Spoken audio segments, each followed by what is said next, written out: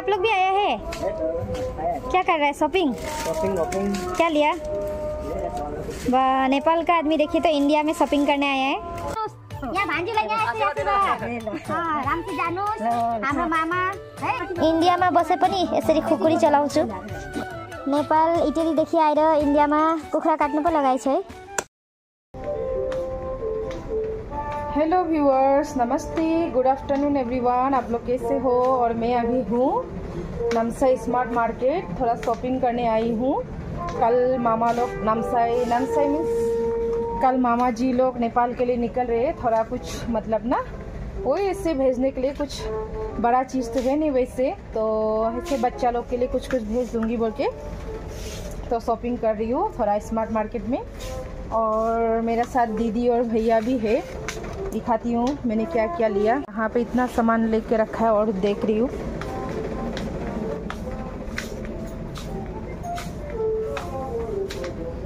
ये लोग कौन है? अरे आप लोग भी आया है? क्या कर रहा है? शॉपिंग? क्या लिया?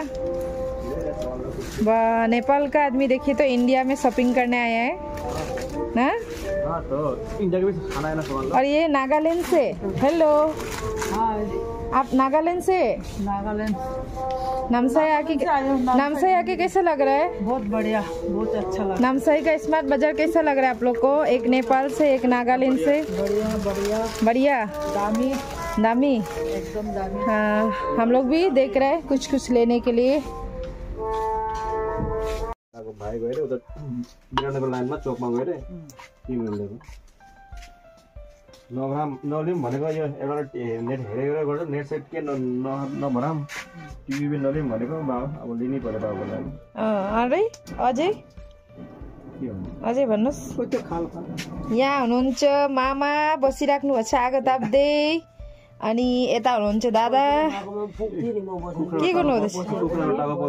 कुखुराको टाउको पोल्दै। यहाँ यसरी कुखुरा, लोकल कुखुरा यसरी यसको के गर्नु, यो पोलेर राख्नु भएको छ, अहिले काट्नुहुन्छ होला यहाँ यी दादाले। अनि यहाँ हाम्री ठुली नानाले चाहिँ यहाँ के प्याज लसुनहरू सबै अदुवा खर्सानी आलुहरू काटेर राख्नु हुँदैछ।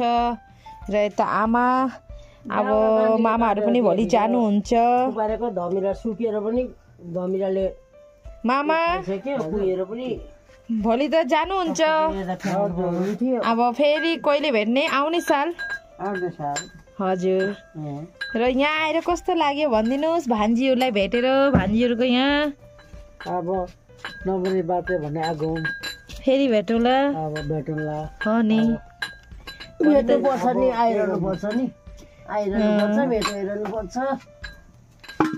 अनि यहाँ दादाले कुखुरा काटेर यहाँ पोलेर यसरी यस्तो मजा आगो जलाएर ताप्नु हुँदैछ। यहाँ मामा भोलि जानुहुन्छ, सोमबार आउनुभएको थियो हाम्रो मामाहरू।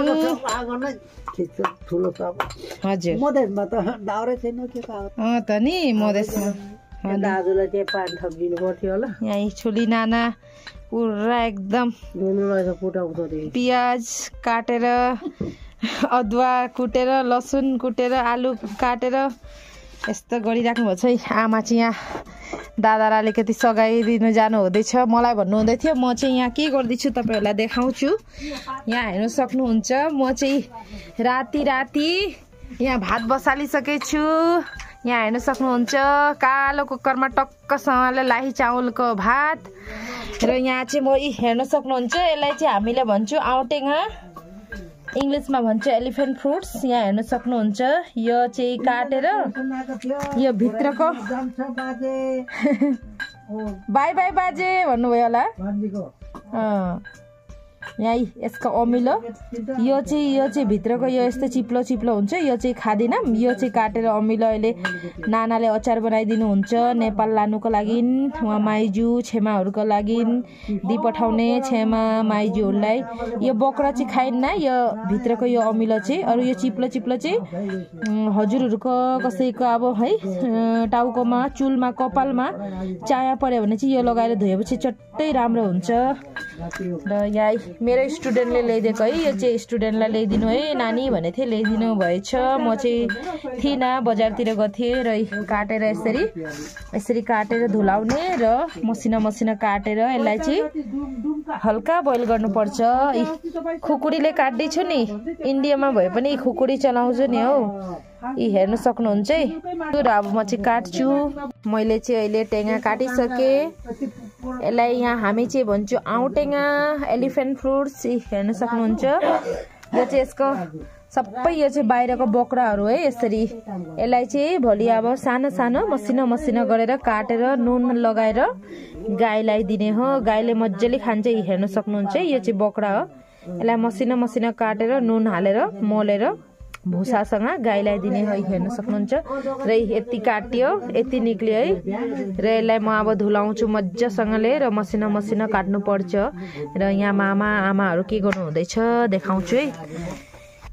यहाँ गफ गरिराख्नु भएको छ आमा र मामा। बरु कता जान्छ? काटिसक्नु भयो? काट्नु हुँदैछ। नेपाल इटलीदेखि आएर इन्डियामा कुखुरा काट्नु पो लगाएछ है नि? मेरो भिडियो फेमस भयो त त्यसो भाइ। हजुर, पुरा नेपाल ऑल इन्डिया सबैले हेर्नुहुन्छ नि त। यहाँ मेरो दादाले कुखुरा काट्नु हुँदैछ भनेर। यो के यो उसको अन्डा? त्यो अन्डा हो। यो टाउको, यो भयो पाङ्ग्रा। यो कुखुरा चाहिँ भाले होइन, पोठी काट्नु भएको थियो। अन्डा रहेछ। अन्डा पार्नु लाग्नु आँटेको रहेछ नि।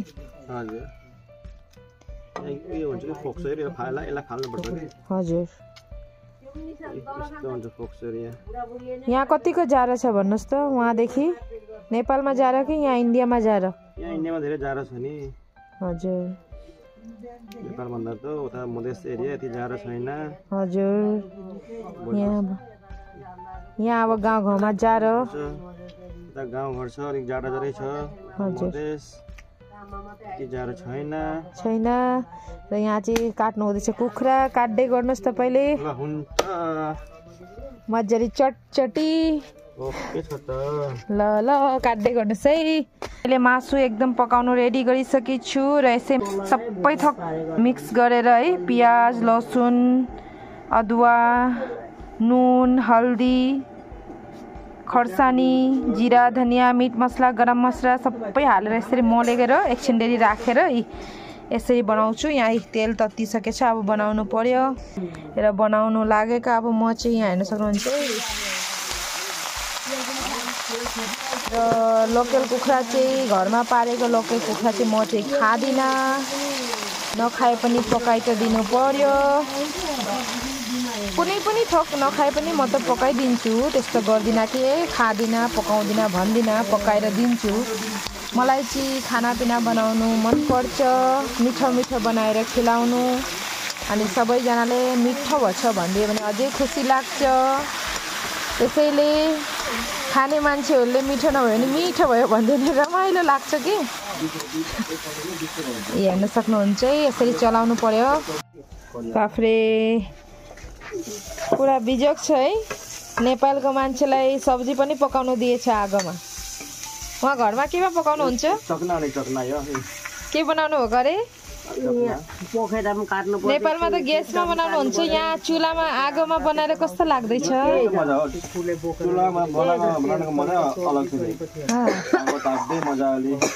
अनि यहाँ चाहिँ के हाल्नुभएको छ तपाईँले? यहाँ मैले तेल, प्याज, नुन, बेसर। हजुर, पुरा मजाले बसेर बनाउनु हुँदैछ। मामा चाहिँ कता जानुभएछ? र यहाँ हेर्न सक्नुहुन्छ। अघि मैले काट्दै थिएँ नि आउँटेङ्गा भनेर देखाएको थिएँ गोटै। अहिले यसरी ठुलो काटेर पनि यसरी धुलाएर मसिनो काट्नुपर्छ। यसलाई अनि चट्टसँग तिल, आउँटेङ्गा, मटरको अचार बनाएर नेपाल पठाइदिनुहुन्छ अरे। यहाँ नानाले कसेली दादाले लाने हो कि होइन? लगिदिनुहुन्छ ना सिलगढीतिर फालिदिनुहुन्छ? हेलो व्यूअर्स, नमस्ते, गुड मॉर्निंग एवरीवन। और आज है सैटरडे और यहाँ पे हम लोग का मामा जी आज जाएंगे नेपाल। जाने के लिए रेडी निकल चुके हैं।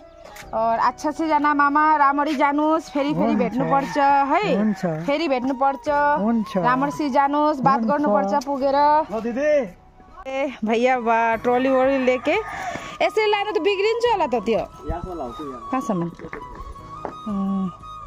यहाँ पे भैया पूरा अभी कब मिलेंगे आने वाला साल 2026 को ना अच्छा से जाना सेफ जर्नी राम्ररी जानुस् यो र यहाँ मामा आई मामालाई पनि बिचारा बुढो मान्छेलाई यत्रो भारी झोला बोकाइदिएछ म बोकिदिन्छु मामा दिनुहोस् म बाटोसम्म गएर आउँछु नि नि दिदी आमा जान्छ धर त यो बोकाइदिनु आमालाई ओके खै मामाजी आशीर्वाद दिनुहोस् यहाँ भान्जूलाई यहाँ यसरी आशीर्वाद राम्ररी जानुहोस् हाम्रो मामा है कहाँको दुःख दियो अच्छा से ले जाना बाय मिलेंगे अच्छा से जाइए बात करेंगे फोन में चार्जर लिनु भयो दादाले मोबाइल मामा को मोबाइल नाना म पनि जाने थिएँ छोड्नु तर गाई बान्नु जानु पर्यो र आमाले राम्ररी छोडेर आउनुहोस्